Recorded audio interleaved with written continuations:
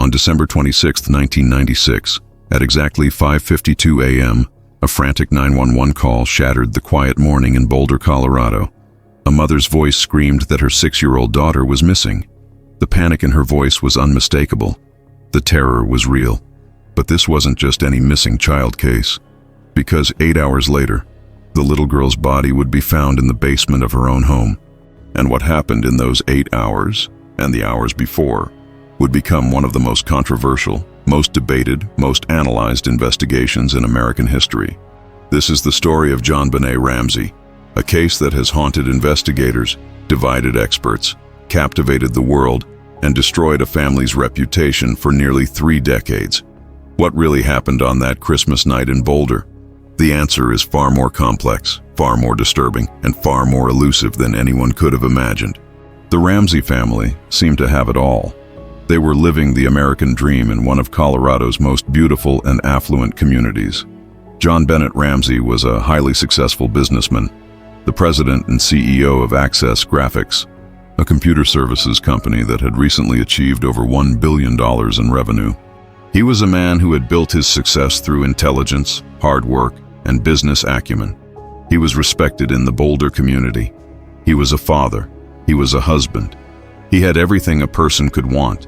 His wife, Patricia Ann Ramsey, known to everyone as Patsy, was a former beauty queen who had won the Miss West Virginia title in 1977. She was known for her grace, her southern charm, her deep Christian faith, and her absolute dedication to her children. Patsy came from a well-to-do family in West Virginia. She had attended West Virginia University. She was educated, cultured, and committed to creating a perfect life for her family. She was involved in charity work. She decorated her home for Christmas with elaborate displays that the community admired. She was, by all accounts, a devoted mother. They lived in a sprawling 15-room Tudor-style mansion at 755 15th Street in Boulder, Colorado. The house was valued at over $700,000, a significant sum in the mid-1990s. It was a beautiful home in an upscale neighborhood, 3 stories, multiple bedrooms, a wine cellar in the basement, hardwood floors, elegant furnishings. It was the kind of house that represented success and stability. Their daughter, JonBenét Patricia Ramsey, was just 6 years old. Born on August 6, 1990, she was a bright, beautiful, energetic child who loved to perform. She had blonde hair, blue eyes, and a smile that lit up every room. JonBenét competed in child beauty pageants, following somewhat in her mother's footsteps. She had won numerous titles, including Little Miss Colorado, Little Miss Charlevoix, Colorado State All-Star Kids Cover Girl, and America's Royale Miss. She loved singing, dancing, and being on stage. Her bedroom was filled with trophies and crowns and sashes from her pageant victories. Their older son, Burke, was 9 years old at the time. He was a quiet, somewhat shy boy who enjoyed video games, building with Legos, and typical childhood activities. He attended a local private school. He was protective of his little sister in the way older brothers often are. He seemed to be a normal, well-adjusted child growing up in a privileged environment. Christmas 1996 was spent like many American families spend the holiday. The Ramsey family woke up that morning in their Boulder home. They opened presents together. JonBenét received a bicycle she'd been hoping for. Burke got the gifts he'd asked for. It was a typical, joyful Christmas morning. John had children from a previous marriage who lived in Michigan, and the family was planning to fly there the next day to celebrate a second Christmas with them. That evening, December 25th, the Ramseys attended a Christmas party at the home of Fleet and Priscilla White, close friends of the family. Fleet White was a successful businessman like John. The two families were close. The party was a festive gathering with food, drinks, conversation, and holiday cheer. JonBenét played with other children at the party. She was wearing a red turtleneck sweater and black velvet pants, the outfit her mother had carefully chosen for the occasion. According to family statements given to police, the Ramseys left the White residence around 9:30 p.m. or perhaps closer to 10 p.m. Accounts varied slightly. They drove home through the quiet Boulder streets. Both children had fallen asleep in the car during the short drive. John carried JonBenét upstairs to her bedroom on the second floor. The story Patsy would later tell police was that she was too tired to fully undress JonBenét and change her into pajamas. So she simply put her to bed still wearing the outfit from the party, or perhaps changed her into long underwear. Accounts again varied slightly. Burke walked to his room on his own and went to bed. John and Patsy prepared for their early morning flight. They were supposed to fly to Michigan at around 7 a.m., so they needed to wake up very early. Patsy laid out clothes for the morning. She did some last-minute packing. The house settled into quiet. Everything seemed normal. Everything seemed safe. The doors were locked, or at least the family believed they were. The alarm system was not activated, something that would later raise questions. The Ramseys often didn't set their home alarm system, despite living in a large house with valuable possessions. It was Boulder, Colorado. It was a safe neighborhood. Why would they worry? But before we uncover what happened next, and before we dive deeper into one of the most complex criminal investigations in modern American history, make sure to subscribe and hit that notification bell. Here at True Crime Vault, we unlock the cases that deserve to be remembered. We dive deep into real investigations, examining evidence, exploring theories, questioning assumptions, and seeking truth in cases that have baffled experts for decades. New documentaries every week. We don't sensationalize. We don't exploit. We investigate with respect for the victims and dedication to the facts. And if this case interests you, hit that like button and let me know your thoughts in the comments. What do you think happened that night? Do you have a theory? Have you followed this case over the years? Share your perspective below. The next morning, December 26th, which was also the day after Christmas, known as Boxing Day in some countries, Patsy Ramsey claims she woke up sometime between 5:30 and 5:45 a.m. She got out of bed, put on her makeup, something she did every morning as part of her routine, and put on the same clothes she had worn the night before, which would later strike some investigators as odd. Who wears the exact same outfit 2 days in a row, especially when you're about to get on a plane?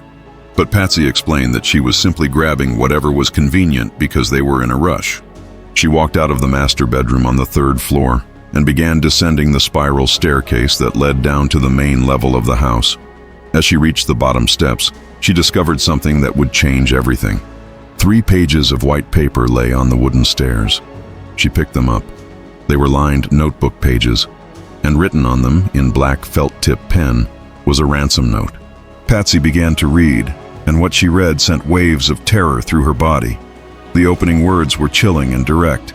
"Mr. Ramsey, listen carefully. We are a group of individuals that represent a small foreign faction. We respect your business, but not the country that it serves. At this time, we have your daughter in our possession." The note continued for 2.5 pages. It demanded exactly $118,000 for JonBenét's safe return, to be paid in specific denominations, $20,000 in $100 bills, and the rest in $20 bills, placed in a brown paper bag. The writer threatened that if the Ramseys contacted police or anyone else, JonBenét would be beheaded. If they didn't follow the instructions precisely, she would die. If they tried to be clever or deviated from the plan in any way, the consequences would be fatal for their daughter. The note was long, unusually detailed, almost theatrical in its language and tone. It referenced John's business, Access Graphics, and mentioned the figure of $118,000, which some would later note was almost exactly the amount of John Ramsey's recent bonus from his company. How would kidnappers know that specific, oddly precise figure? The note mentioned a small foreign faction, but gave absolutely no indication of what country this faction represented, what their political motivations were, or why they had targeted this specific family. The writer used phrases that seemed pulled from movies. Don't try to grow a brain. Use that good Southern common sense of yours. It is up to you now, John. The tone shifted between threatening and almost conversational.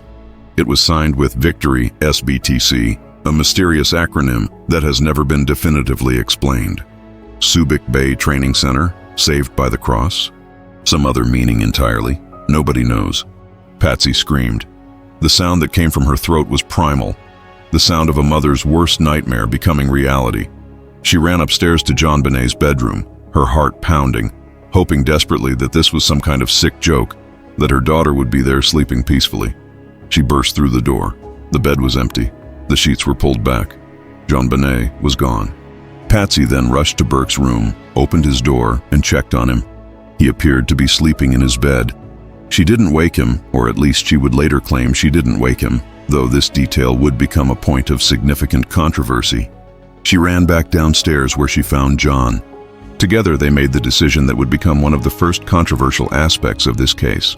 Despite the ransom note's explicit, very clear warning not to contact police, Patsy dialed 911 at 5:52 a.m. The 911 call itself became a critical, extensively analyzed piece of evidence in this case.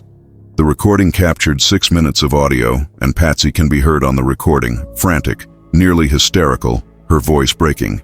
"We have a kidnapping," she told the dispatcher. "Hurry, please. There's a note left and our daughter is gone." She sounded terrified.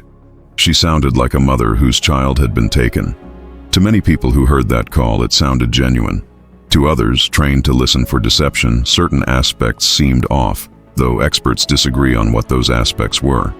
But here's where things get very interesting. After Patsy believed she had hung up the phone, the line remained open for approximately 6 more seconds. In those seconds, some audio experts claimed to hear 3 distinct voices in the background. Patsy's voice, John's voice, and possibly Burke's voice, though Burke was supposed to be asleep in his room, and the family initially stated he slept through all the commotion that morning. The audio quality is poor. The voices are difficult to make out, but some analysts, using audio enhancement technology, believe they hear John Ramsey say something like, "We're not speaking to you," in an angry or firm tone. They believe they hear Patsy's voice, no longer sounding hysterical, say something like, "Help me, Jesus, help me, Jesus." And most controversially, they believe they hear a young male voice, presumably Burke, say something like, "What did you find?" or "What did I do?" These interpretations are disputed. Other experts hear different words or nothing clear at all. But if Burke was awake and in the room during the 911 call, why did the family initially say he was asleep? This recording would fuel speculation and conspiracy theories for years to come. The first police officer to arrive at the Ramsey home was Officer Rick French of the Boulder Police Department. He arrived at 5:59 a.m., just 7 minutes after the 911 call. That's an impressive response time. When he arrived, John Ramsey answered the door. French entered the house and immediately began assessing the situation. He spoke with John and Patsy, read the ransom note, and started doing what officers are trained to do in a kidnapping situation. He conducted a quick search of the house, checking rooms, looking for signs of forced entry, looking for the missing child, looking for anything that might indicate where she was or what had happened. Officer French moved through the large house methodically. He checked doors and windows. He found no broken windows on the main floors, no damaged doors, no obvious signs that someone had broken in. The house appeared completely secure. He went down to the basement level, a partially finished area with several rooms, including a boiler room, a storage area, and a wine cellar. Officer French checked the boiler room. He checked the storage area. He noticed the wine cellar door, a white door secured with a simple wooden latch, but he didn't open it. He would later testify that he saw the door, noted the latch was closed, and assumed the room was secured from the inside, meaning no one could be in there. If he had opened that door at approximately 6:15 a.m., the entire trajectory of this case might have been completely different. More police officers arrived over the next hour. The house began filling with people. Detective Linda Arndt, a detective with the Boulder Police Department, was assigned as the lead detective on the scene. She arrived around 8 a.m. But here is where the Boulder Police Department made what would later be considered critical, possibly case-destroying mistakes that would haunt this investigation forever. The house was not immediately sealed as a crime scene. This was being treated as a kidnapping. And in a kidnapping, you often want family members comfortable and cooperative, so standard crime scene protocols were somewhat relaxed. Friends and family were allowed to come and go. Victim advocates arrived to support the grieving, terrified family. The Ramseys' pastor, Reverend Raul Hoverstock, came to the house. Fleet and Priscilla White, the friends who had hosted the Christmas party the night before, arrived. Another couple, John and Barbara Fernie, also close friends of the Ramseys, came to offer support. People walked through rooms, sat on furniture, used bathrooms, touched surfaces, moved things, all potentially contaminating evidence. The house should have been empty except for investigators. Every person who entered risked destroying trace evidence, disturbing the scene, or compromising what should have been a pristine investigation environment. But that's not what happened. The Ramseys and their friends moved freely throughout the home. People made coffee in the kitchen. They used the phone. They comforted each other in various rooms. John and Patsy were kept primarily in separate rooms for some of the morning, though not strictly isolated from each other. This wasn't a formal interrogation situation. They were treated as victims, not suspects, at least initially. John was in his first-floor study at various points. Patsy was in the sunroom with friends and victim advocates, crying, praying, terrified. The plan, according to the ransom note, was that the kidnappers would call between 8 a.m. and 10 a.m. with instructions for the ransom delivery. John had already taken action. He had called his bank and arranged to have the $118,000 ready. The bank was working to pull together the exact denominations the note had specified. John was prepared to pay. He would have paid anything to get his daughter back safely. Everyone in that house waited for the phone to ring. The tension was unbearable. Every second felt like an hour. 8 a.m. came and went. The phone didn't ring. 9 a.m., still nothing. 9:30 a.m. passed. Then 10 a.m. The deadline mentioned in the ransom note had passed. The phone never rang. No one called with instructions. No one demanded the money. There was only silence. Terrible, ominous silence. Detective Arndt, growing increasingly concerned about the situation, the lack of phone call, the strange aspects of this case, suggested that John Ramsey and his friend Fleet White conduct another, more thorough search of the house. It was now early afternoon, around 1 p.m. or slightly before. Perhaps they would notice something out of place, something unusual, some clue that might tell them what happened or where JonBenét might be. It seemed like a reasonable suggestion at the time, though in hindsight, having untrained civilians searching what should have been a controlled crime scene was another critical mistake. John Ramsey and Fleet White went down to the basement together. They were searching for anything, any sign, any clue. They checked several areas that Officer French had checked hours earlier. They looked in the boiler room. They looked in storage areas. Then John approached the wine cellar door, the same door that Officer French had noticed but hadn't opened earlier that morning. John reached out, lifted the simple wooden latch, pulled open the white door, and flipped on the light switch. And there, lying on the cold concrete floor of the small wine cellar room, partially covered with a white blanket, was his daughter. What happened in the next few seconds and minutes would become another point of intense scrutiny and criticism. John immediately cried out. According to witnesses, he screamed. Fleet White, standing behind him, saw the small body. JonBenét was lying on her back. There was a white cord around her neck, pulled tight, fashioned into what investigators would later identify as a garrote. There was duct tape covering her mouth. Her arms were raised above her head. She was wearing a white shirt and white long underwear bottoms. John Ramsey, acting on pure parental instinct, immediately entered the room. He pulled the duct tape off her mouth. He picked up his daughter's body, despite the cord around her neck, despite the fact that this was clearly a crime scene, despite everything. He cradled her in his arms. Her body was stiff with rigor mortis. She was cold. She had been dead for hours. John carried her upstairs, navigating the narrow basement stairs while holding her body. He brought her up to the main floor and laid her on the floor of the living room, near the Christmas tree they had decorated together just days before. Detective Arndt saw John carrying the body up the stairs. She knew immediately that this was no longer a kidnapping investigation. This was a homicide. This was a murder scene. She called for backup, for the coroner, for crime scene technicians, for everyone who should have been there from the very beginning. But the damage had been done, and it was catastrophic from an investigative standpoint. The crime scene, already compromised by hours of people moving through the house, was now completely contaminated beyond any hope of pristine forensic analysis. John had moved the body. He had removed the duct tape. He had carried her through multiple rooms. Any trace evidence that might have been on the body? Any positioning that might have told investigators something crucial about how she died and where? Any tiny fibers or hairs or DNA that might have been crucial evidence? All of it was now irretrievably altered or potentially lost. The wine cellar, which should have been photographed and documented exactly as it was when JonBenét's body was first discovered, was now disturbed. The blanket that had covered her had been moved. John's fingerprints and DNA were now on everything. Fleet White's presence in the room had potentially added his trace evidence. From a forensic standpoint, it was a disaster. The autopsy, conducted by Dr. John Meyer of the Boulder County Coroner's Office on December 27th, the day after the body was found, would reveal the horrifying details about what had happened to 6-year-old JonBenét Ramsey. The findings were disturbing and would raise more questions than they answered. The medical examiner determined that JonBenét died from asphyxiation due to strangulation, combined with cranial trauma. The cause of death involved 2 catastrophic injuries working in combination. First, there was a massive fracture to her skull.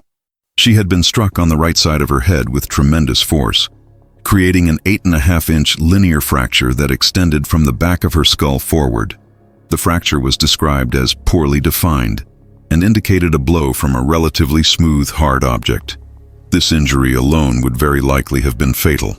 The blow had caused severe bleeding in the brain and would have rendered her unconscious almost immediately. But she had also been strangled. Around her neck was a ligature, a white cord that had been wrapped around her neck and tightened with extreme force using a garrote device. Someone had taken one of Patsy Ramsey's paintbrushes, broken it in half, and fashioned one piece into a crude handle. The cord was wound around this handle, then twisted, creating a mechanical device that progressively tightened the cord around JonBenét's neck. This wasn't a simple strangulation with hands. This was a deliberately constructed device designed to compress the neck and cut off airflow. The garrote was still in place around her neck when her body was found. The medical examiner found petechial hemorrhages in her eyes, small red spots that indicate asphyxiation. There was hemorrhaging in her neck muscles. The strangulation had been severe and sustained. The question that would haunt investigators was which came first, the head blow or the strangulation, and how much time passed between the 2 injuries. Some experts believed the head blow came first, knocking her unconscious, and then perhaps 45 minutes to 2 hours later, the strangulation occurred. Others believed the timeline was shorter. This timing question would become crucial to various theories about what happened that night. The duct tape that had covered her mouth was a single piece of black tape. It was found by investigators after John had removed it and placed it on the blanket near her body. The tape had adhered to her skin and would have prevented her from crying out. Though if she was unconscious from the head wound, the tape might have been applied after she was already incapacitated, perhaps as part of staging the scene to look like a kidnapping. Her wrists had been loosely bound with white cord, the same type of cord used in the garrote, but the binding was extraordinarily loose. Her hands could have easily slipped out. It would not have actually restrained anyone, let alone a small 6-year-old girl. This led some investigators to believe the wrist binding was part of staging, not functional restraint. Why would a real kidnapper bind someone so loosely that they could immediately free themselves? The autopsy revealed additional disturbing findings. There was evidence of some kind of injury to JonBenét's genital area.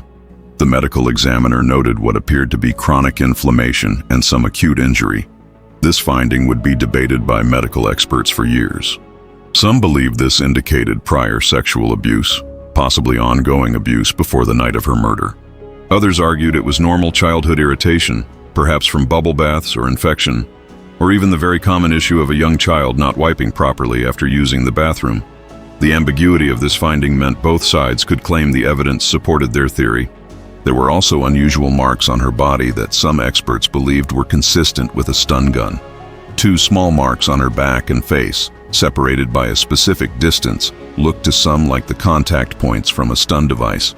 However, this was never definitively proven, and other experts believed the marks could have come from other sources, perhaps from objects in the basement where her body was found, or from something else entirely. The time of death was estimated based on stomach contents, body temperature, and rigor mortis. The medical examiner placed the time of death somewhere between 10 p.m. on December 25th and 6 a.m. on December 26th. The most likely window was between midnight and 2 a.m., though this was not certain. The contents of her stomach indicated that she had eaten pineapple shortly before her death, approximately 1 to 2 hours before she died based on the digestion state of the pineapple pieces. This pineapple detail would become hugely significant because Patsy Ramsey had repeatedly insisted that when they arrived home from the Christmas party around 9:30 p.m., JonBenét was asleep. John carried her directly to bed. She was not fed anything. She went straight to sleep. There was no mention of JonBenét eating pineapple that night. Yet there was pineapple in her stomach, and crime scene photographs showed a white bowl containing pineapple pieces with a large serving spoon sitting on the kitchen table. The bowl had been sitting there, apparently, when police first arrived that morning. When this bowl was tested for fingerprints, whose prints were found? Patsy Ramsey's fingerprints were on the bowl. Burke Ramsey's fingerprints were on the bowl. But JonBenét's fingerprints were not on the bowl. What did that mean? Did Patsy or Burke serve JonBenét pineapple that night, contradicting Patsy's statement that JonBenét went directly to bed? Was JonBenét awake after the family returned home, awake enough to eat a snack? And if so, what else happened while she was awake? This simple bowl of pineapple became one of the most debated pieces of evidence in the entire case. The ransom note itself became one of the most analyzed, debated, and scrutinized pieces of evidence in criminal history. Entire books have been written just about this note. Linguistic experts, handwriting analysts, forensic document examiners, and armchair detectives have spent countless hours dissecting every word, every letter, every stroke of the pen. The note was 2.5 pages long, written on lined paper that came from a notepad found inside the Ramsey home. The notepad was located on a desk area near the kitchen. Crime scene investigators would later discover something remarkable. There were practice notes. On pages in that same notepad, investigators found what appeared to be the beginnings of earlier versions of the ransom note. One page started with Mr. and Mrs. Ramsey, but then stopped. The writer had started the note, apparently decided the greeting wasn't right, turned to a fresh page, and started again with just Mr. Ramsey. These practice pages suggested the writer had been in the house, comfortable enough and with enough time to start over when they made a mistake. What kidnapper has time for rough drafts? The pen used to write the note was a black felt tip Sharpie pen, and this pen was found back in its holder after the note was written. So the writer used materials from the house, wrote a lengthy 3-page note, and then carefully put the pen back where it belonged before leaving. Again, what kidnapper does this?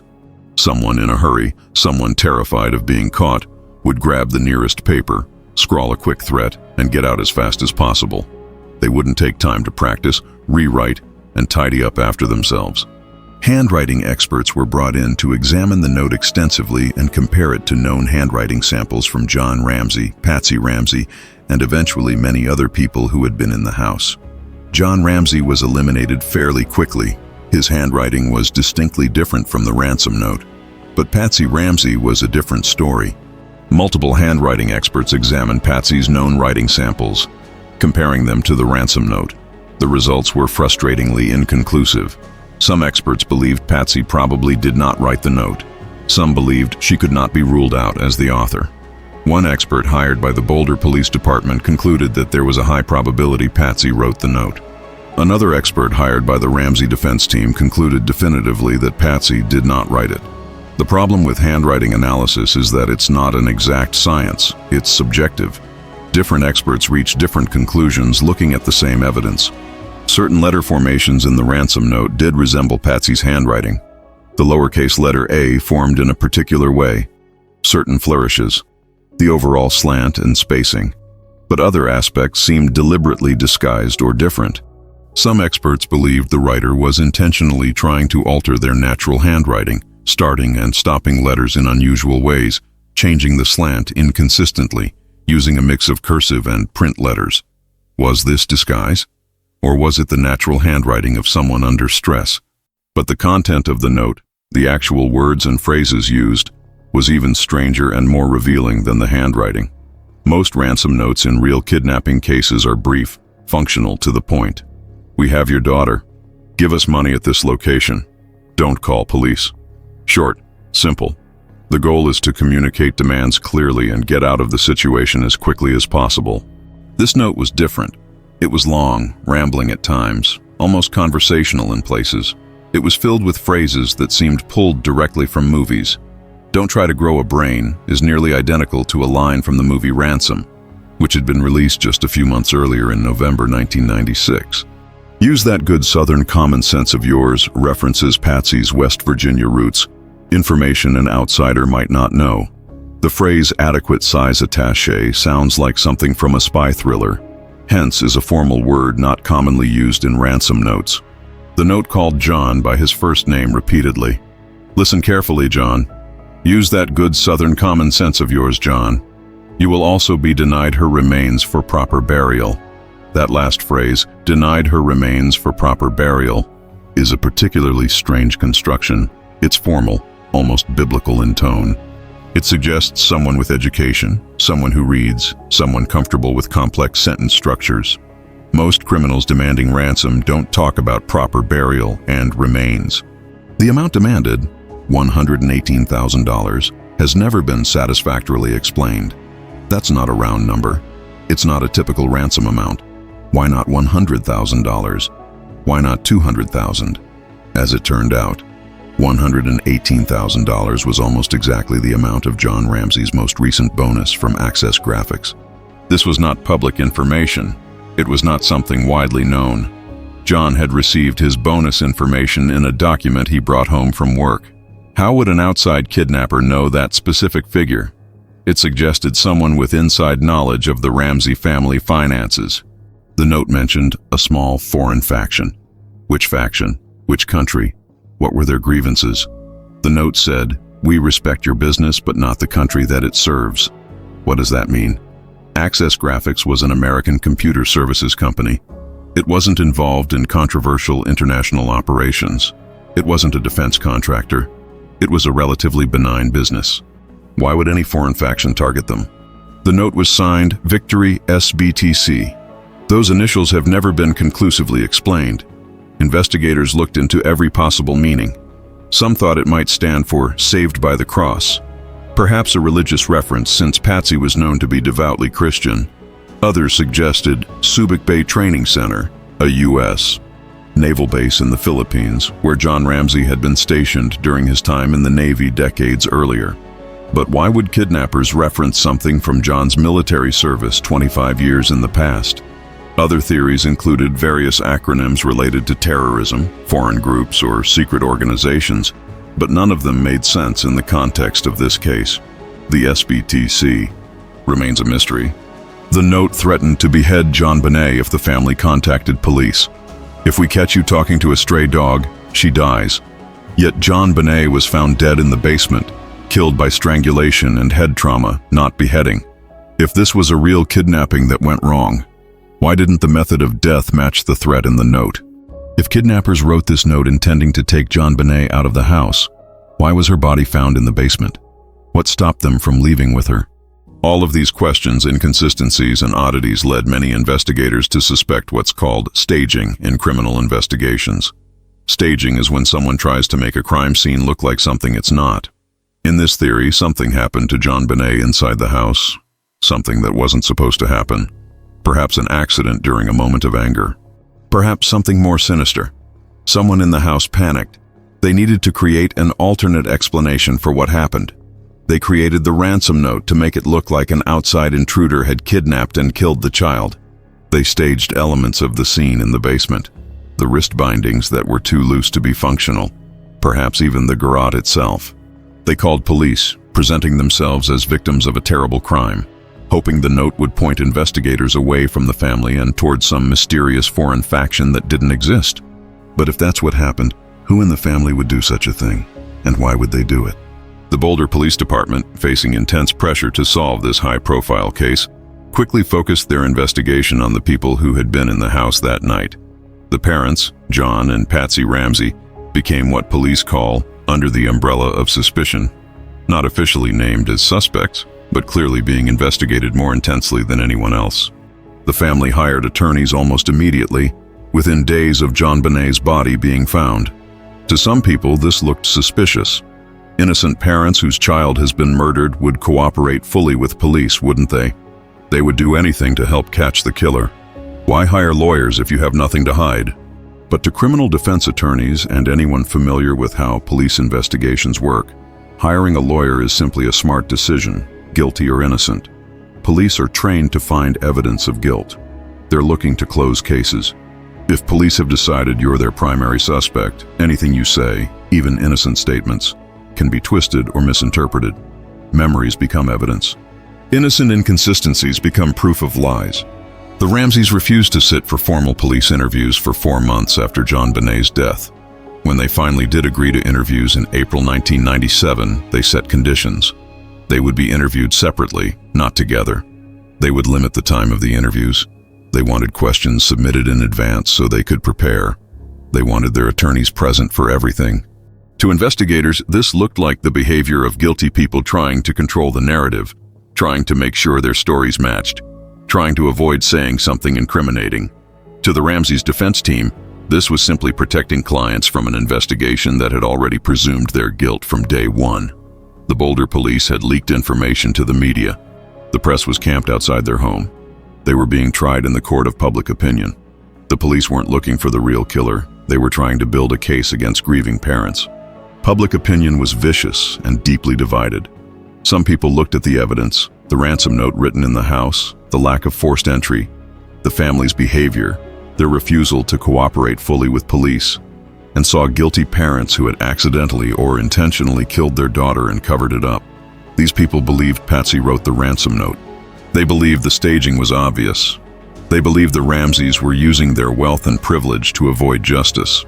Others saw a grieving family being persecuted by incompetent police who couldn't solve the case and needed someone to blame. They saw the mistakes police made in securing the crime scene. They saw a rush to judgment. They saw the DNA evidence that would later emerge. They saw a family destroyed not just by the loss of their daughter, but by being falsely accused of her murder. The case became a national obsession, and everyone had an opinion. The media coverage was absolutely relentless and often reckless. Tabloid newspapers ran wild theories and allegations. Cable news programs debated every detail night after night. The case had everything that drives media attention: a beautiful child victim, a wealthy family, a bizarre ransom note, mysterious circumstances, sex and violence, a Christmas setting that made it even more tragic. It was a perfect storm for media exploitation. The Ramsey family became prisoners in their own lives. They couldn't go out without being recognized, photographed, harassed. They received death threats. People vandalized their property. They were subjected to the most vicious speculation and accusation. Patsy's past as a beauty queen and JonBenét's participation in pageants were examined and criticized. Were the pageants inappropriate? Was Patsy living vicariously through her daughter? Had the pageants somehow caused this tragedy by attracting a predator?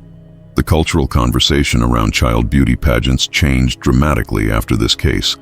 One theory that gained significant traction, particularly among some investigators and many members of the public, was that Burke Ramsey, the 9-year-old brother, had somehow injured JonBenét, either accidentally or in a fit of childish anger, and that the parents had covered it up to protect their son. This theory typically goes like this. Burke and JonBenét were both awake after the family returned home from the Christmas party. Perhaps they both went downstairs for a snack. The pineapple was Burke's. That's why his fingerprints are on the bowl. Maybe JonBenét took a piece without asking, annoying her brother. Or maybe they were playing together in the basement. 9-year-old boys can be rough. Maybe Burke hit her with something during play or during an argument. Perhaps he hit her with the heavy flashlight that was found on the kitchen counter, a flashlight that some investigators believed could have caused the skull fracture. When the parents discovered JonBenét unconscious or dying, they panicked. They couldn't call 911 and say their son had hurt their daughter. The family would be destroyed. Burke might be taken away. So they made a terrible decision. They staged the scene to look like an intruder crime. Patsy, or possibly John, wrote the ransom note while John dealt with JonBenét's body in the basement. Maybe she was already dead. Maybe she was dying. The strangulation with the garrote was part of the staging, meant to make it look like a predator had killed her. The wrist bindings, too loose to be functional, were also staging. They called police with their staged kidnapping story. Burke was told to stay in his room, told to say he was asleep, told not to talk about what had really happened. Proponents of this theory point to several pieces of evidence. Burke's fingerprints on the pineapple bowl, the fact that he was heard, or at least some experts believe he was heard, on that 911 call, contradicting the family's statement that he was asleep. His unusual behavior in interviews with police and later with therapists. In a video interview conducted by a child psychologist shortly after the murder, Burke seemed oddly detached from the tragedy. He didn't cry. He seemed more interested in the interviewer's toys than in talking about his dead sister. When asked how he felt about JonBenét's death, he gave simple, emotionless answers. Years later, in his first public interview in 2016 on the Dr. Phil show, Burke displayed what some people found to be strange behavior, smiling and even laughing at inappropriate times when discussing his sister's murder. However, child psychology experts and trauma specialists cautioned strongly against reading too much into a child's reactions or an adult's reactions years later during trauma and grief. People process grief differently. Some people smile when nervous, some dissociate, some appear calm on the outside while falling apart internally. Burke's behavior, while perhaps unusual to observers, doesn't prove anything about his involvement or lack thereof. Burke Ramsey was interviewed multiple times by investigators in the weeks and months after JonBenét's death. But as a minor, as a 9-year-old child, he could not legally be considered a suspect in the same way adults can be. Colorado law at the time prevented charging a child under 10 years old with most crimes. Even if investigators believed Burke was somehow involved, they couldn't prosecute a 9-year-old for murder. Burke maintained, both as a child and later as an adult, that he had nothing to do with his sister's death. He said he was asleep when it happened. He said he didn't know anything. He said he loved his sister. In 2016, after multiple television specials and documentaries suggested or outright accused him of involvement in JonBenét's death, Burke filed a series of high-profile defamation lawsuits. He sued CBS for a documentary series that strongly implied he was the killer. He sued several forensic experts who had publicly stated they believed Burke was responsible. He won substantial settlements in several of these cases, including a reported $750 million lawsuit against CBS that was settled for an undisclosed amount. The other major theory, perhaps the theory that most investigators focused on for years, centered on Patsy Ramsey as the person primarily responsible for JonBenét's death. This theory posits that Patsy, the former beauty queen, the perfectionist mother, the woman whose identity was wrapped up in appearances and success, lost her temper with JonBenét over something seemingly minor. The most common version of this theory involves bedwetting, a documented issue that JonBenét struggled with. Perhaps JonBenét wet the bed that night, or had an accident after the family returned home. Patsy, exhausted and frustrated, perhaps facing the reality of cleaning up yet another accident at midnight when they had to wake up early for a flight, snapped. She grabbed JonBenét roughly, perhaps shook her, perhaps slammed her head against something, perhaps threw her against the bathtub or floor. The blow fractured JonBenét's skull, a devastating injury. JonBenét collapsed, unconscious or dying. Patsy realized what she'd done. In a moment of panic and terror, knowing her life was over if this was discovered, knowing she would go to prison, knowing the family would be destroyed, she made the decision to stage a cover-up. In this scenario, Patsy might have called John, waking him, telling him what happened. Or perhaps John discovered Patsy with JonBenét's body. Together, or perhaps with Patsy taking the lead, they decided to make it look like an intruder kidnapping and murder.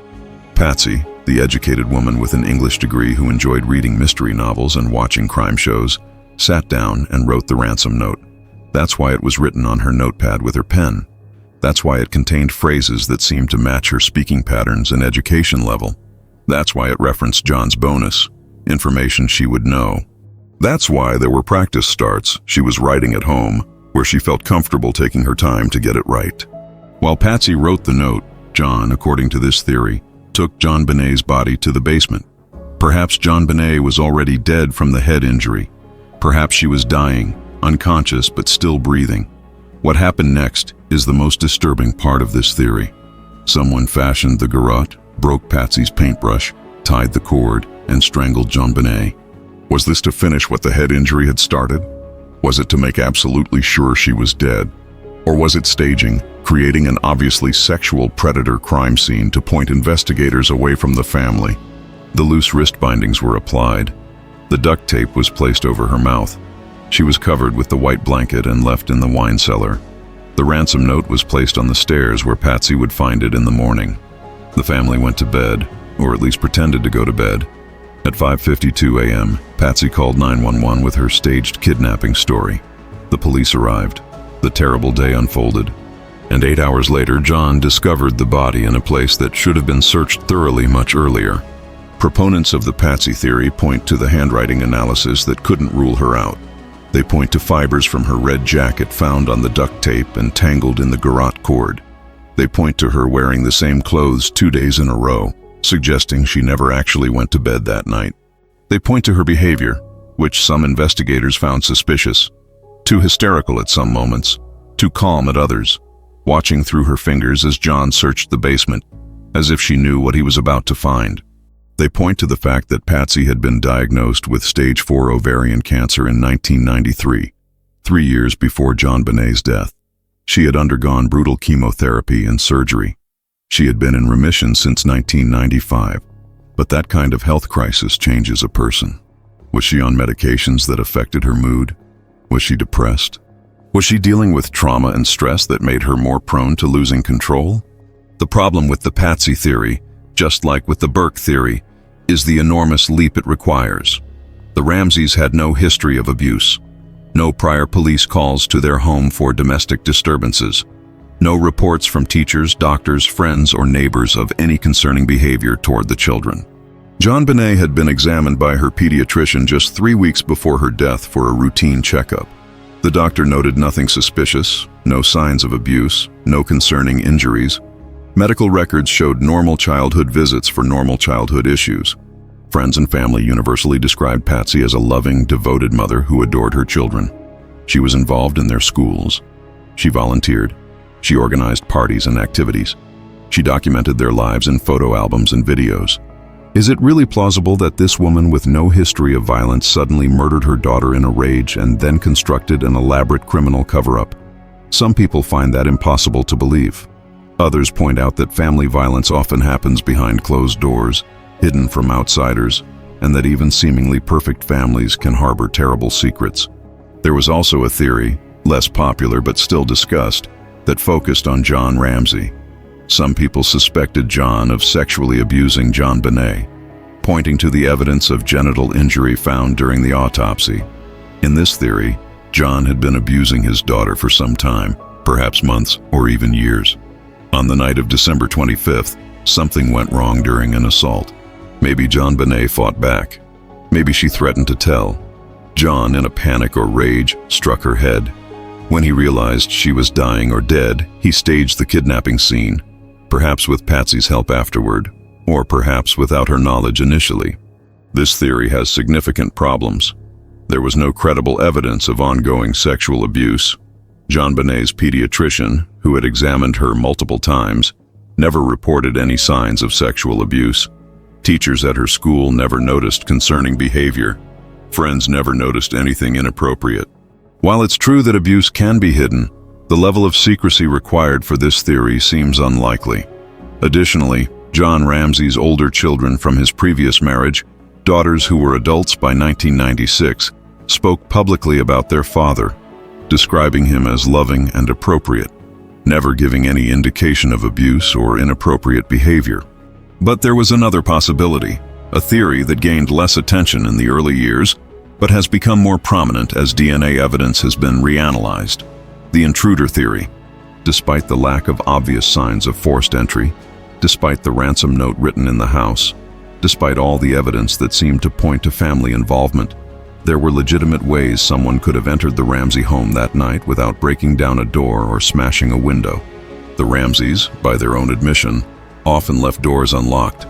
They lived in Boulder, Colorado, a community with low crime rates. They felt safe. John had been asked by police after the murder whether he always locked doors, and he admitted he didn't always check every door before bed. On the night of December 25th, after returning from the Christmas party, after carrying 2 sleepy children into the house, after being tired and thinking about packing and the early morning flight, did John check every door? He couldn't say with certainty. There was also the basement window. One of the basement windows had a broken pane of glass. The break was old, not recent. The window was covered on the outside by a metal grate, but that grate could be moved. The window itself was small, but not impossibly so. An adult, especially a slim adult, could squeeze through that window and drop down into the basement. It would be awkward. It would be uncomfortable, but it was possible. That basement window led directly to the area where JonBenét's body was found. An intruder entering through that window would land right in the basement, in the warren of rooms where JonBenét would later be discovered. Police examined that window and found what they believed was a scuff mark on the wall below it, as if someone had climbed through. They found a suitcase positioned beneath the window that could have been used as a step to climb out. However, there was also undisturbed dust and a spider web in one corner of the window well, which seemed to argue against recent use. The evidence was ambiguous. Another crucial point: the Ramseys had hosted a Christmas home tour event earlier that month, opening their decorated home to the public for a charity fundraiser. Hundreds of people had walked through the house, seeing the layout, observing where the bedrooms were, noting the basement entrance, familiarizing themselves with the home. Any one of those visitors could have been planning, observing, learning. The intruder theory typically unfolds like this. Someone with a sick obsession with JonBenét had been watching the family. Perhaps someone who had seen her in beauty pageants, of which there are countless photos and videos that were somewhat publicly available. Perhaps someone who had been in the house during the Christmas tour. Perhaps someone who had worked on the house at some point. A contractor or repair person or service worker who knew the layout and had access to keys that were never changed. On the evening of December 25th, while the Ramsey family was at the Christmas party, this person entered the house. Maybe he had a key. Maybe he found an unlocked door. Maybe he came through the basement window. Once inside, he had time. He explored. He found the notepad and pen. And here's where the theory gets interesting. Maybe he wrote the ransom note before the family even came home. Maybe he was sitting at the kitchen table in the quiet house, writing his bizarre kidnapping fantasy, planning to take JonBenét and actually ransom her. Or maybe the note was always just a red herring, meant to confuse police and buy time. When the Ramsey family returned home around 9:30 or 10 p.m., the intruder was already hidden somewhere in the house. Perhaps in the basement, perhaps in one of the many rooms they wouldn't check before going to bed. He waited. He listened as the family settled in. He waited until he was sure everyone was asleep. Then he moved. He went to JonBenét's bedroom on the second floor. Perhaps he used a stun gun to subdue her immediately, preventing her from screaming. Those mysterious marks on her body that some experts believe are consistent with stun gun contact would support this. He may have told her to be quiet, threatened her, used fear to control her. He took her downstairs, perhaps carrying her, perhaps walking her down the stairs while the rest of the family slept. He took her to the basement, to the area he had already scoped out, the area he knew was far from the bedrooms. His intention might have been to take her out through the basement window, to actually kidnap her and perhaps abuse her in another location. But something went wrong. Maybe JonBenét fought harder than he expected. Maybe she started to scream despite his threats. Maybe she tried to run. In a moment of panic or rage or sadistic violence, he struck her head with a heavy object. The flashlight found on the kitchen counter? A baseball bat found outside? Some other weapon? JonBenét collapsed from the devastating skull fracture. She was unconscious, dying, but not yet dead. The intruder, now in full panic or perhaps aroused by the violence, fashioned the garrote from materials he found in the basement. Patsy's art supplies, including the paintbrush and some white cord that was in the house. He strangled her, perhaps not even knowing she was already dying from the head wound. He applied the duct tape. He loosely bound her wrists, perhaps part of his fantasy, perhaps thinking he could still carry out the kidnapping plan even with her dying or dead. But then reality set in. He couldn't take a body out through that narrow window. The risk of being caught leaving the house with a dead child was too great. He covered her with the white blanket, left her in the wine cellar, and escaped. He slipped out through an unlocked door or back through the basement window, disappearing into the Colorado night. He left behind the ransom note he'd written earlier, knowing it would confuse investigators, knowing it would make the family look guilty, buying himself time to get far away. This intruder theory has significant problems. The ransom note being written in the house with materials from the house, the lack of clear signs of entry or exit, the familiarity with the house layout, the bizarre decision to hide the body in the house rather than take it. But it's not impossible. Intruders have committed murders in homes without leaving obvious evidence before. The BTK killer in Kansas, Dennis Rader, broke into homes and killed families without always leaving clear signs of entry. The Golden State Killer, Joseph DeAngelo, broke into hundreds of homes across California, raping and murdering, often entering through unlocked doors or small windows. It happens.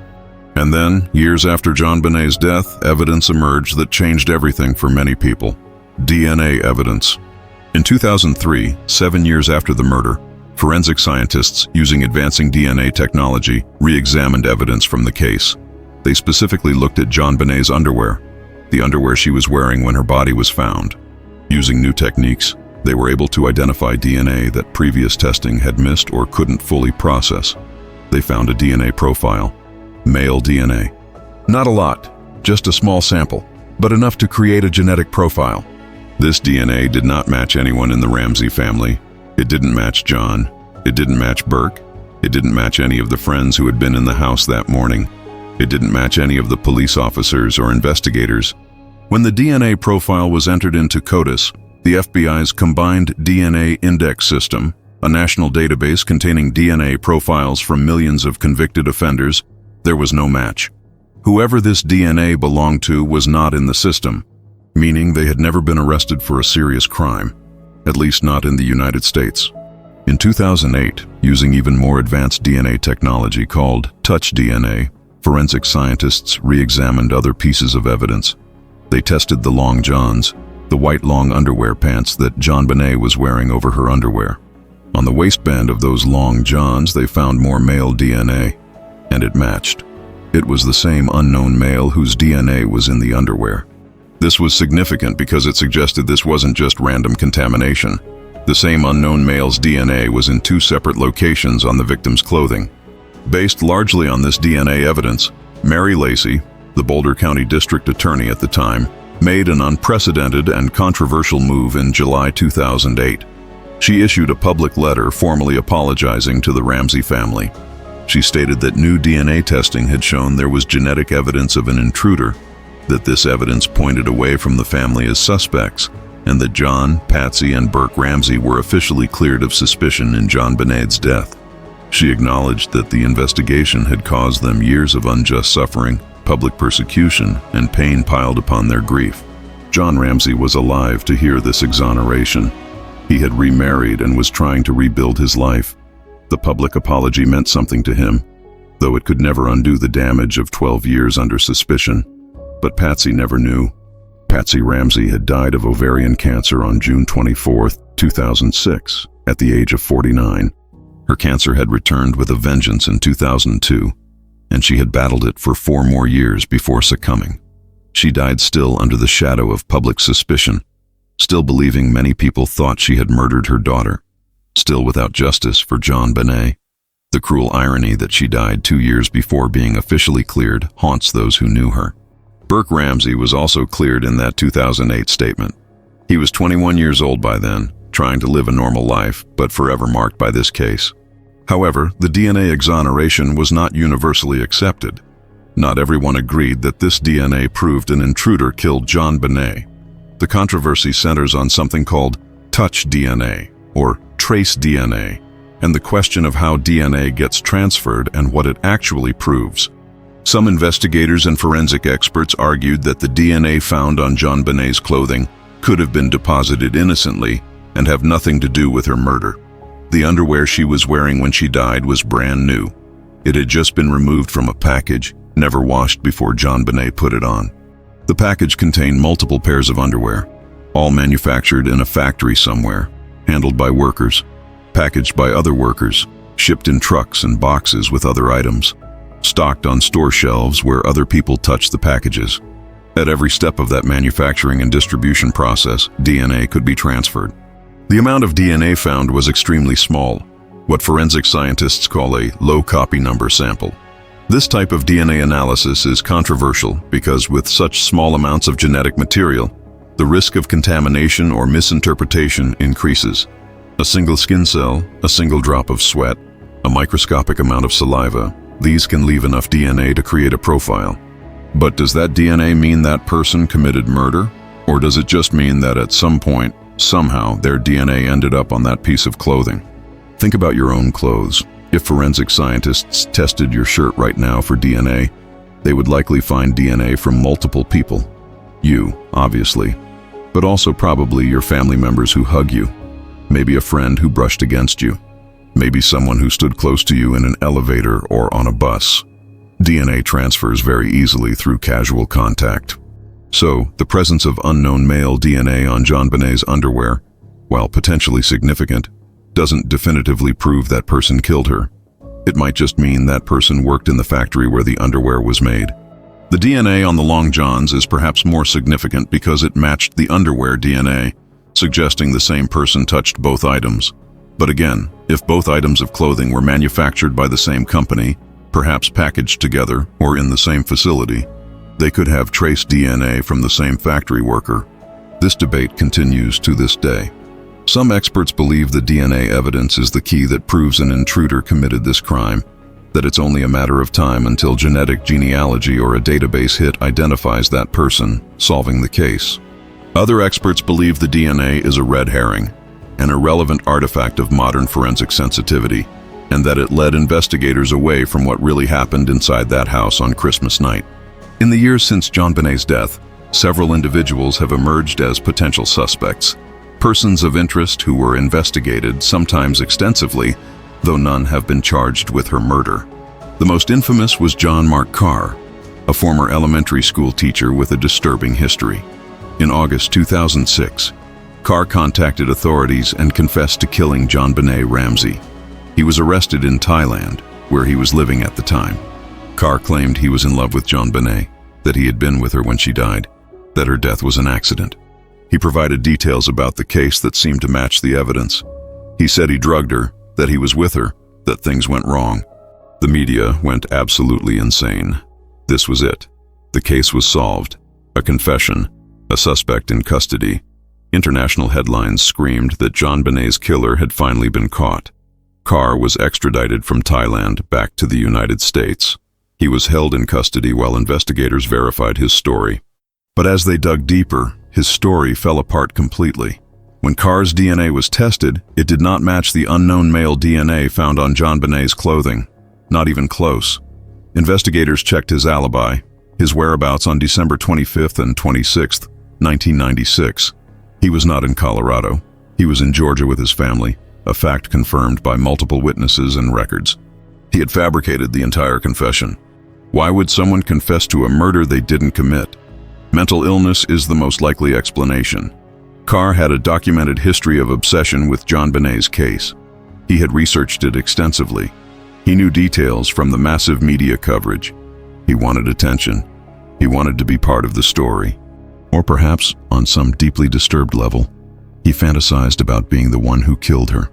Whatever his motivation, he had wasted tremendous investigative resources and given false hope to those seeking justice. Carr was released, and he disappeared back into obscurity. The investigation continued.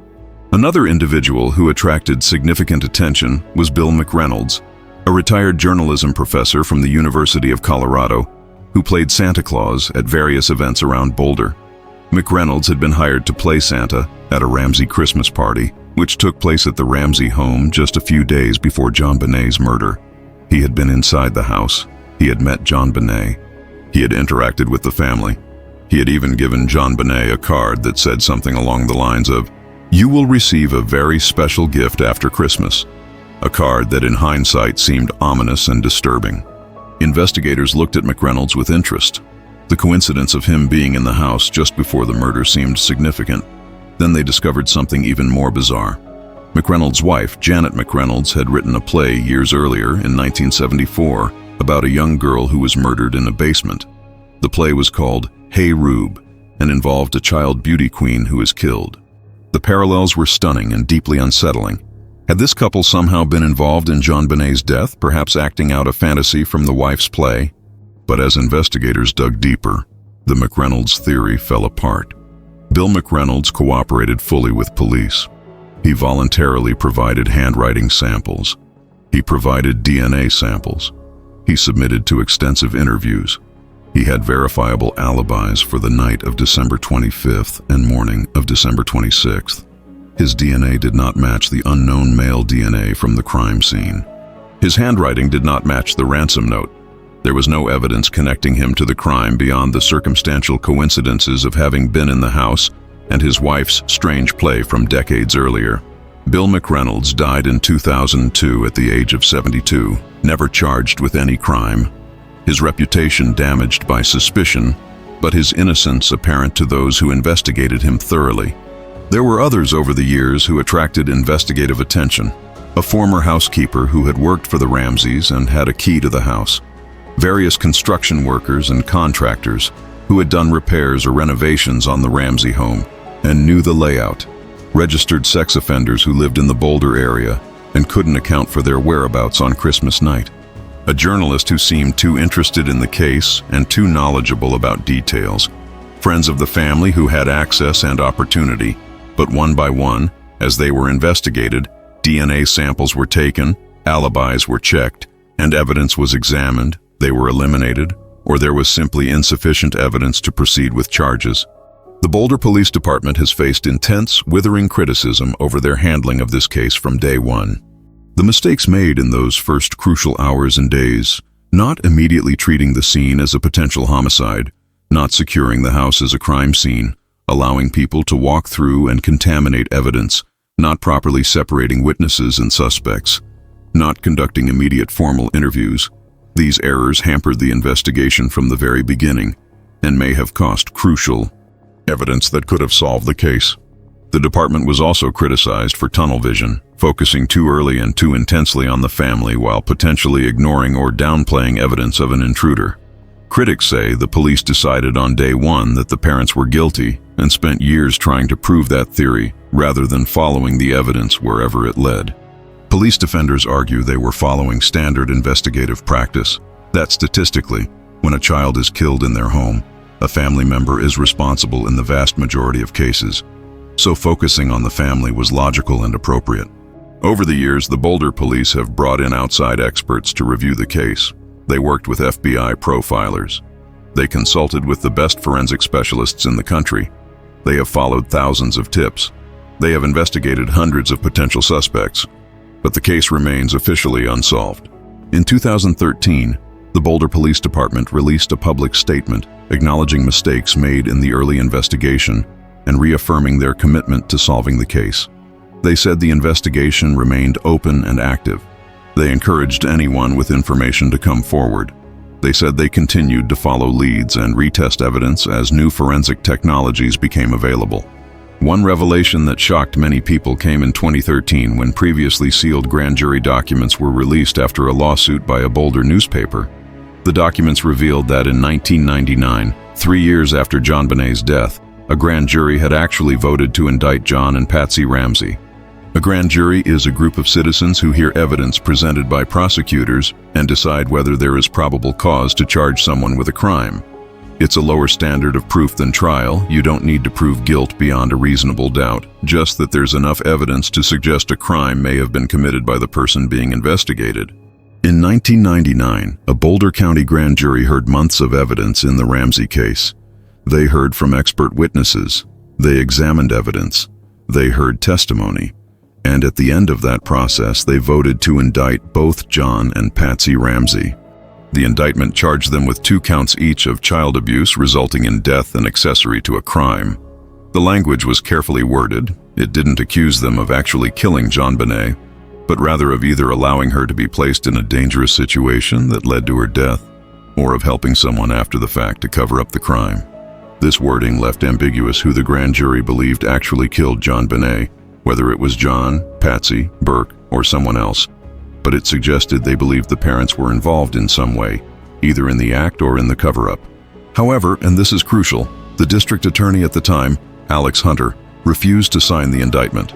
Under Colorado law, a district attorney is not required to prosecute even if a grand jury votes to indict. Hunter made the decision, after consulting with his prosecutors and reviewing the evidence, that there was not sufficient evidence to prove the case beyond a reasonable doubt at trial.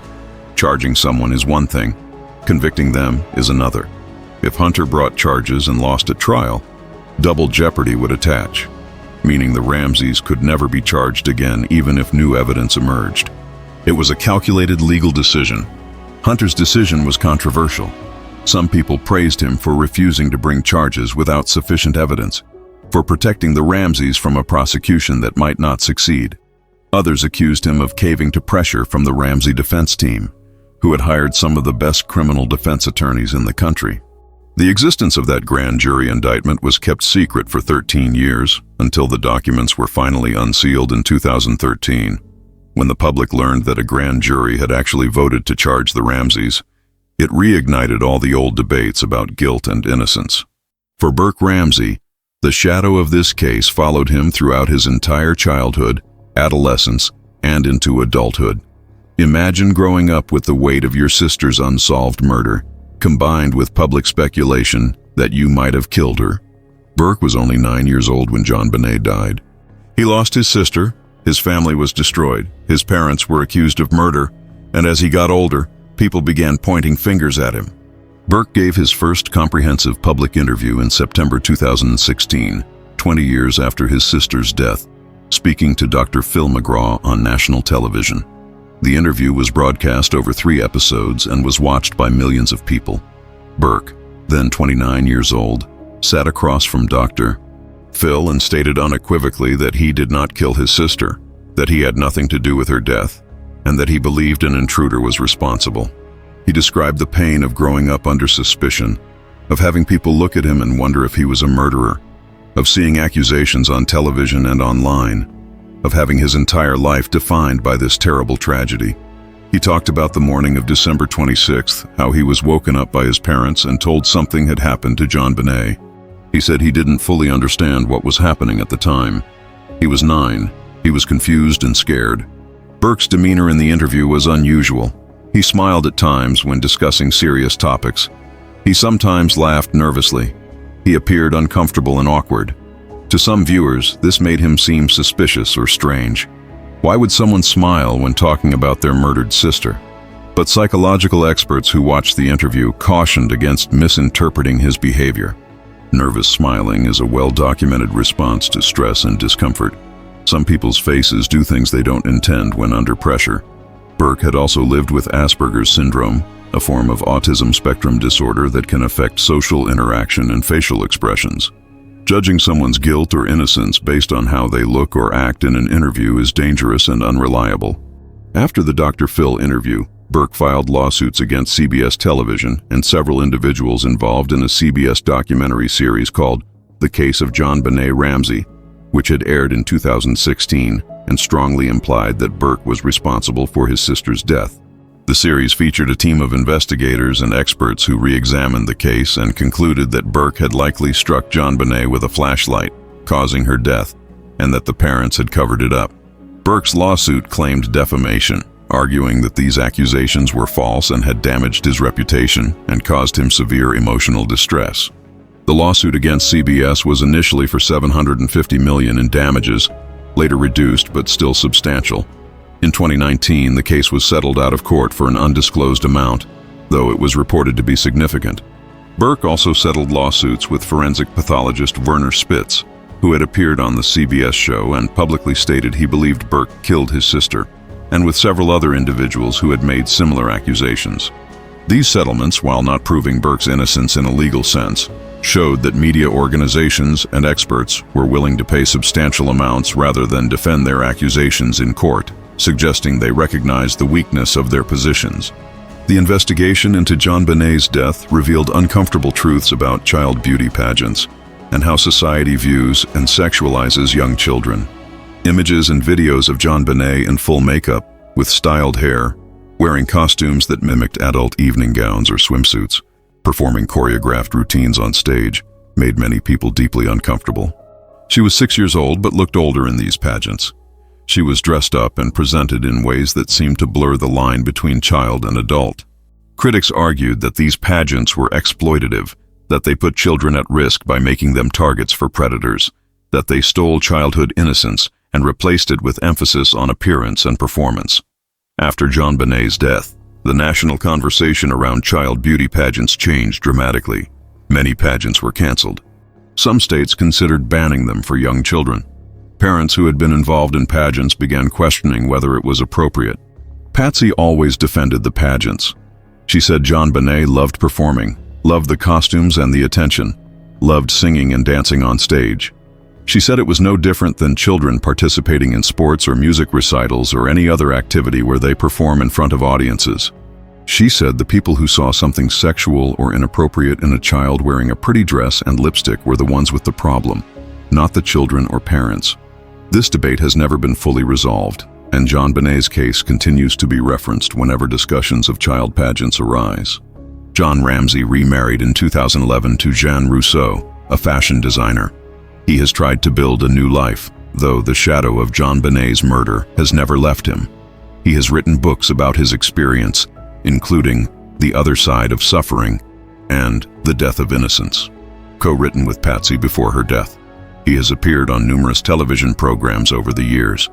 He has continued to advocate for solving his daughter's case, pushing for new DNA testing, calling for independent investigation, seeking justice even if it comes 30 years too late. In recent years, John has specifically called for the case to be taken away from the Boulder Police Department and given to an independent agency or cold case team. He believes that the Boulder Police, with their history of mistakes and their decades-long investment in theories that focused on the family, cannot look at the case objectively anymore. He wants fresh eyes, investigators without baggage or preconceptions, people who will follow the DNA evidence wherever it leads.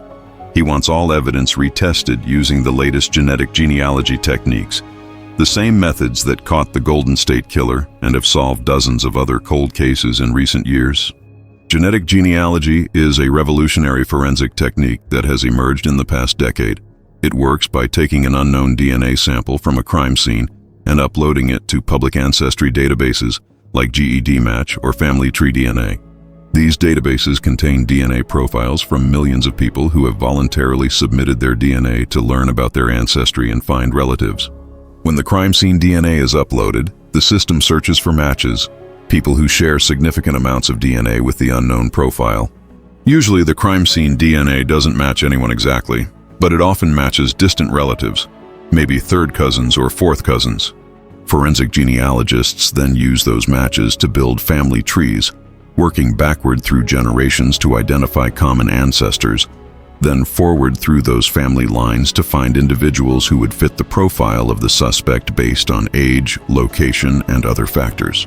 It's painstaking work, like solving a massive jigsaw puzzle using fragments of DNA and genealogy records, but it works. This technique famously identified Joseph DeAngelo, the Golden State Killer who raped over 50 women and murdered at least 13 people across California in the 1970s and 1980s, and evaded capture for 40 years. In 2018, investigators uploaded his DNA from old crime scenes to a public database, found distant relatives, built family trees, and identified DeAngelo, who was arrested at age 72. Since then, genetic genealogy has solved cases that were cold for 20, 30, 40, even 50 years. Could genetic genealogy solve JonBenét's case? Potentially, if the unknown male DNA found on her clothing is actually from her killer and not innocent contamination. If investigators uploaded that DNA profile to ancestry databases and found relatives, they could potentially identify whose DNA it is. But as of now, there has been no public announcement that this has been attempted, or, if it has been attempted, whether it has yielded any results. Boulder police have indicated they are open to using new technologies and techniques, but they have been cautious about public statements, likely not wanting to reveal investigative strategies or compromise the case. The evidence is still in storage, carefully preserved. DNA degrades over time, but properly stored evidence can remain viable for decades. The samples from JonBenét's clothing should still be testable. The Ramsey family filed lawsuits against the Boulder Police Department and various media outlets over the years. In 2000, they sued the police for leaking information to the media that portrayed them as guilty, violating their civil rights, and creating a hostile environment that prevented fair investigation. That case was eventually settled. They sued several media companies and tabloids for defamation, for publishing articles and stories that explicitly accused them of murdering JonBenet when no charges had been filed.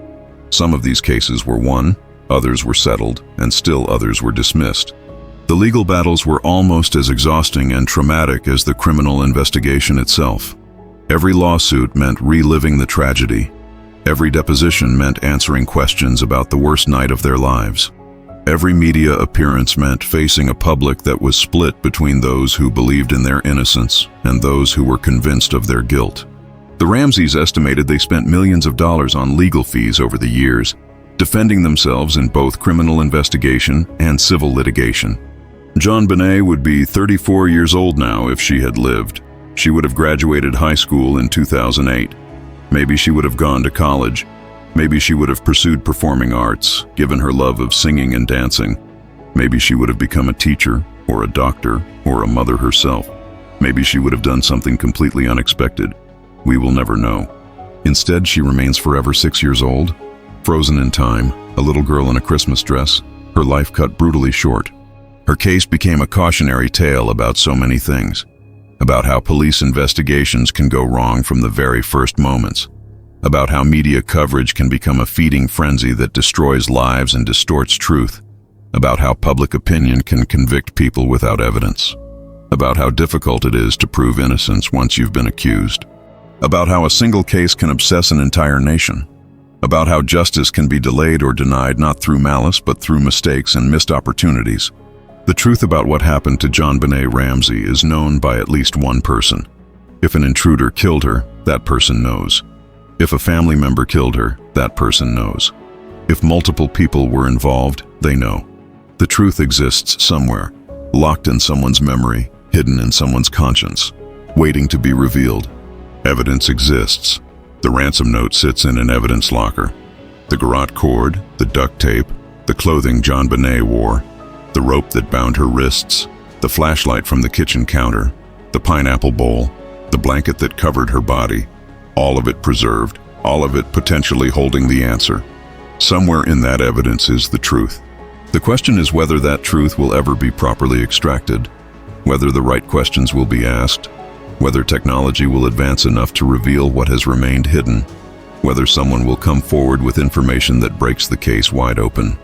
Some investigators who worked this case for years remain absolutely convinced the answer lies within the family. They point to the ransom note written in the house with materials from the house.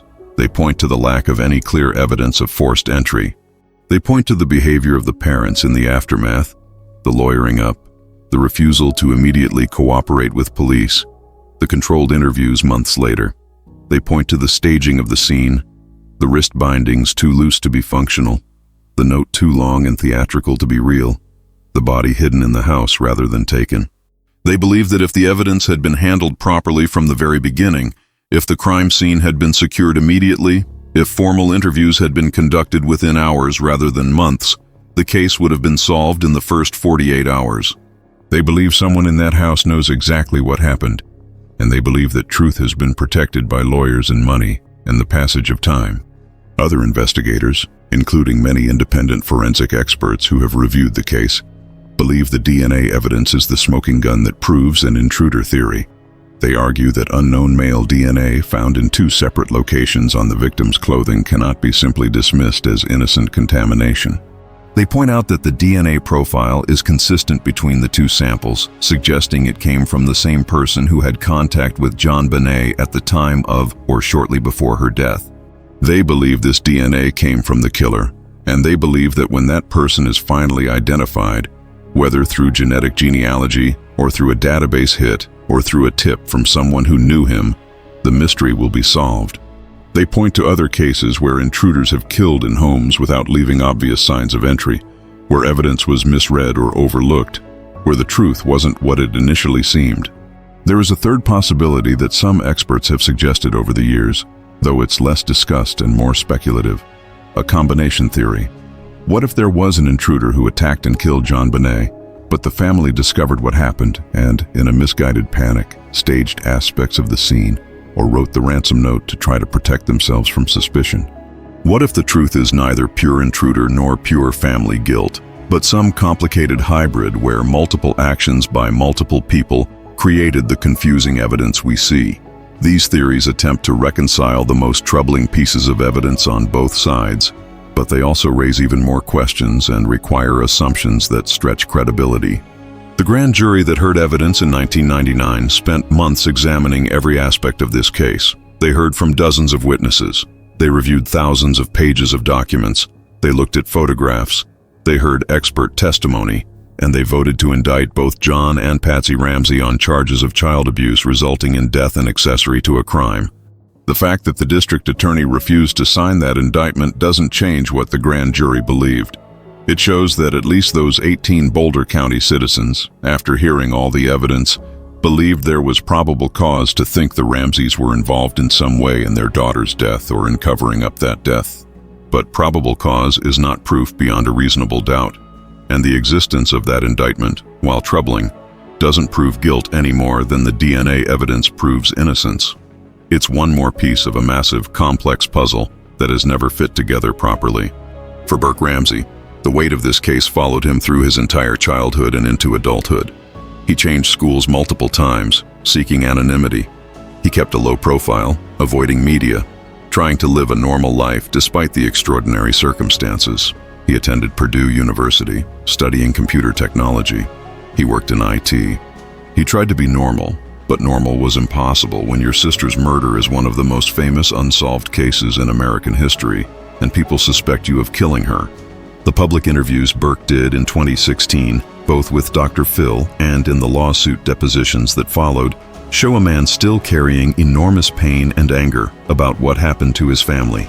He described growing up with people whispering about him, pointing at him, accusing him. He talked about the isolation, the difficulty trusting people, the constant awareness that people might only want to be close to him because of the case. He expressed frustration that his entire identity has been defined by the worst tragedy of his life, a tragedy that happened when he was 9 years old. Burke stated clearly in these interviews that he loved his sister, that he missed her, that he wanted her killer caught just as much as anyone else. He said the accusation that he killed her was nauseating and disgusting. He said he had cooperated with investigators, had nothing to hide, and deserved to live his life without being treated as a murderer when he was a victim, having lost his sister and his childhood. The Boulder Police Department has over the years released very little information publicly about ongoing investigative efforts. They have said the case remains open and active. They have said they follow up on tips when they come in. They have said they periodically review evidence and retest samples as technology improves. But they have not indicated that they are close to solving the case. They have not named any current suspects. They have not announced any breakthroughs. The silence suggests either that they have no strong leads, or that they are working on something they don't want to compromise by discussing publicly. In recent years, there have been several high-profile documentaries about the JonBenét case. In 2016, the 20th anniversary of her death, multiple television networks produced documentary series. CBS aired The Case of JonBenét Ramsey, which concluded Burke was likely responsible. A&E aired a documentary that focused on new interviews and evidence. Investigation Discovery aired a series examining different theories. Netflix would later produce Casting JonBenét, a unique documentary that focused less on solving the case and more on how the case affected the Boulder community and American culture. Each documentary brought renewed public interest. Each one sparked new debates on social media, on forums, on YouTube. People who had never heard of the case learned about it. People who had forgotten about it were reminded. New theories were proposed. Old theories were rehashed. The case never quite fades away. Every few years it resurfaces, capturing attention, generating controversy, and then receding again until the next anniversary or documentary or development. The house where JonBenét died, the 15-room Tudor mansion at 755 15th Street in Boulder, was sold by the Ramsey family in 1998 for $650,000. They couldn't bear to live there anymore. Every room held memories. The basement where her body was found was unbearable. They moved away from Boulder entirely, eventually settling in Atlanta, Georgia, returning to the South where Patsy's family was from. The house has been owned by several different families since 1998. It looks different now from photos taken in 1996. It's been renovated, remodeled, repainted. New owners have tried to make it their own, to separate it from its tragic history. But it will always be known as the JonBenét Ramsey House. Real estate listings don't mention it for obvious reasons, but anyone searching the address online immediately finds thousands of articles and photos from the murder investigation. It's impossible to escape the history. If you have information about this case, if you were in Boulder in December 1996 and saw something unusual, if you know someone who had an unhealthy obsession with JonBenét, if you have any knowledge that could help solve this case, the Boulder Police Department maintains a tip line. The number is public and available on their website. Even the smallest detail, something you saw or heard nearly 30 years ago that seemed insignificant at the time, could be the piece that finally solves this mystery. Cases have been solved decades later because someone finally came forward. The Golden State Killer was caught because of DNA and genealogy 40 years after his crimes. The identification of the Zodiac killer suspect came from tips and new evidence 50 years after those murders. The boy in the box case in Philadelphia was potentially solved 65 years after that child's body was found. It's never too late for truth to emerge. The investigation into JonBenét's death remains officially open and active.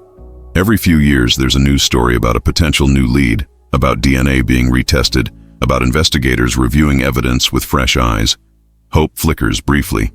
Media attention focuses on the case again. Then the story fades, nothing concrete develops, and the case recedes again into the cold case files and true crime history. But it never goes away completely. It can't. The questions are too big, the mystery too compelling, the injustice too profound. So what really happened on December 26, 1996?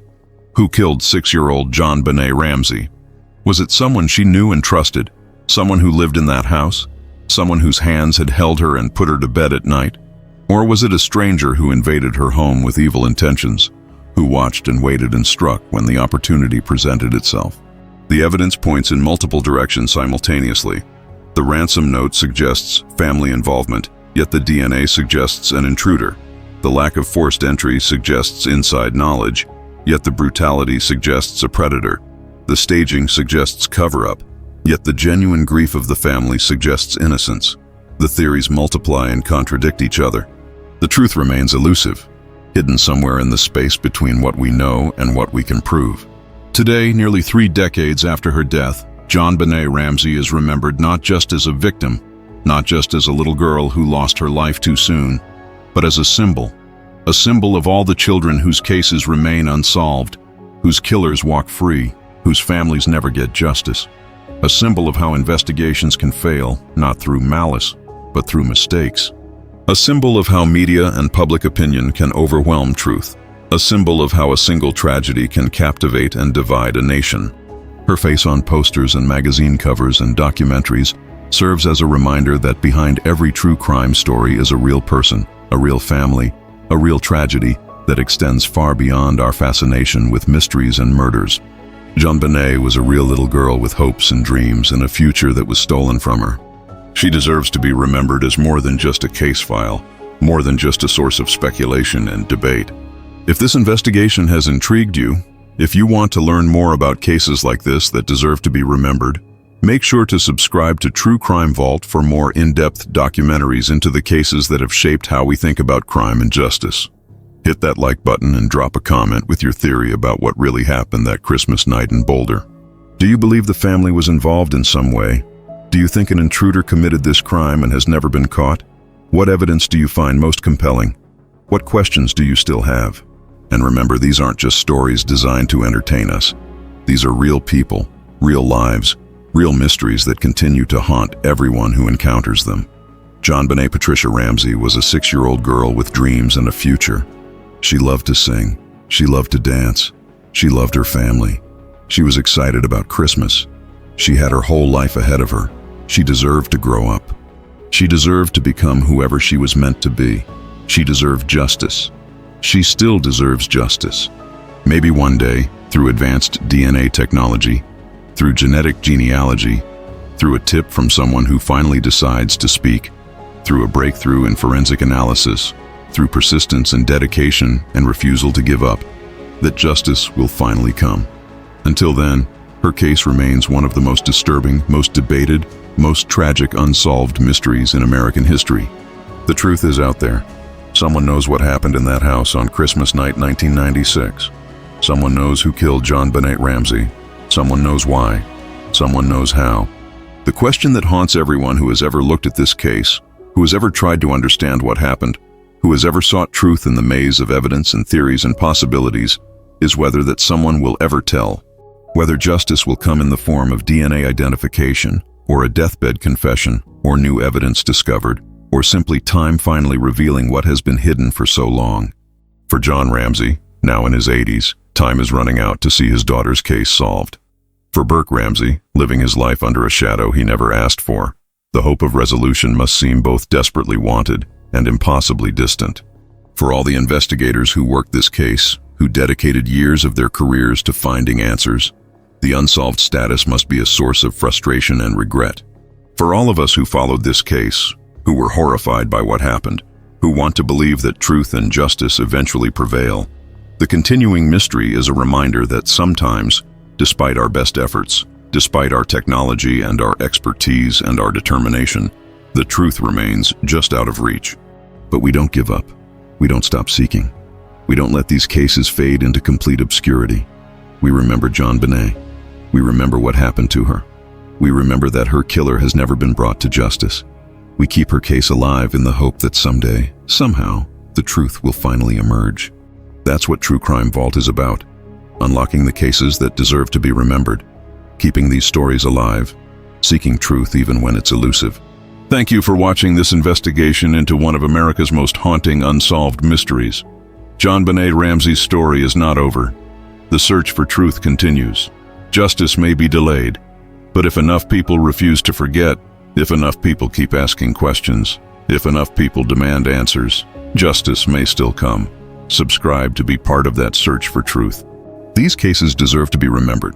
These victims deserve justice, and the truth, wherever it is, deserves to be found.